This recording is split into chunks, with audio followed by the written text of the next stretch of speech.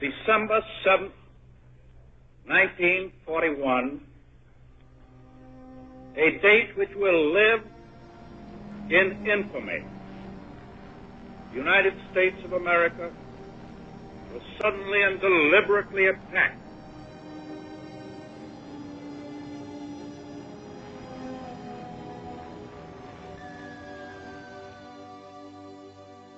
I've never forgotten that day. We had just come home from our church meeting, and my father turned the radio on. I was 15 years old, and we learned that Pearl Harbor had been bombed and we were at war with Japan. My name is Leo Dean Hymas. I was born in Sharon, Idaho in February 2nd, 1926.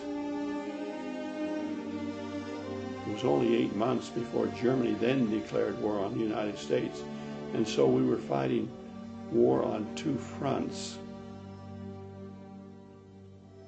I received a draft notice in May, and it came in the form of a telegram. So I went directly from high school into the Army. No new cars, no tires, 35 miles an hour speed limit on every street, every highway, every freeway. I got a 2-day pass to go to the big city of New York, and it all scared me. I'd never seen so many people, such big tall buildings and all that traffic. Of course, we couldn't tell people where we were, and I explained to her I couldn't tell her because it was a military secret. She said, "Oh, I know, you're out at Camp Kilmer. You're going overseas right away, quick." And she was right. We were in submarine territory, and I started to cry.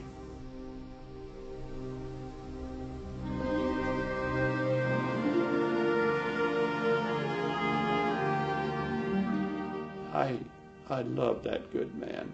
He became my best friend, and we decided we were going to be the best machine gun operators in that unit.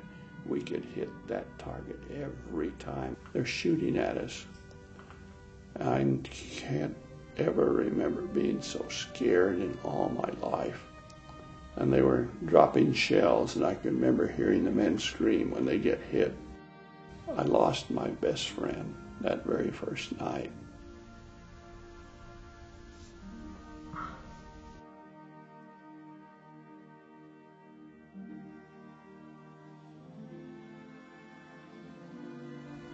We can see in our binoculars through these trees down there some kind of a wire encampment of some sort.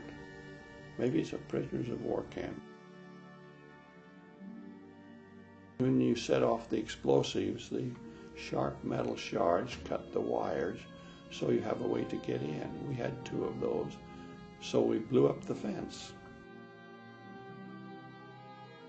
We had a firefight. 4 of us against maybe 12, I suppose, and we captured or killed 12 or 14 of those SS men. This was Buchenwald concentration camp. I can't describe to you what I saw.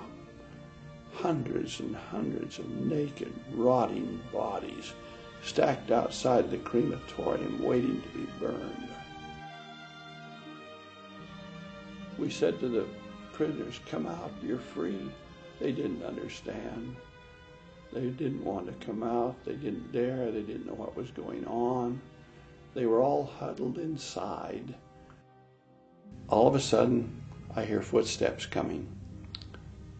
You could always hear the Germans with their hobnail boots, and I could hear them coming. I said, "Quiet, shh, quiet. Let's go capture that German soldier." My friend went around to the back, and when I heard his bird call, I knew he was ready. So we did what we'd practiced in maneuvers time and time again. What shall I do with these prisoners in the middle of the night? Well, I couldn't think of anything better, so I locked them in a chicken coop. and I guess they're still there, I hope. The war ended in Europe the very next day, and I got to come home. The lights are all on. I'll never forget that day. Nobody's shooting at me.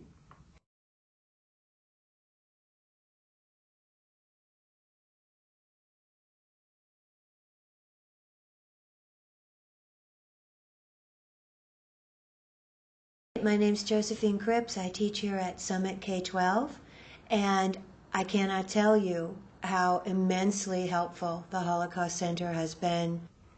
Well, the neat part about what the Holocaust Center does is that they have wonderful data, letters, historical reports, trunks full of books with Anne Frank's stories and others that can be supplied to any teacher who would like to have all of that to use in their as enrichment to their studies. I learned about the Holocaust and the murder of the Jews. My son said his famous word from Leo is, "There's no honor in bloodshed." This is a worthy cause. It needs funding. It comes only from gifts and donations. And it really changed my son. Studying the Holocaust really helped him, and I'm glad. Where do you think you'd be if Hitler had won the war? War is hell, and people who are in it and who return have come back from hell.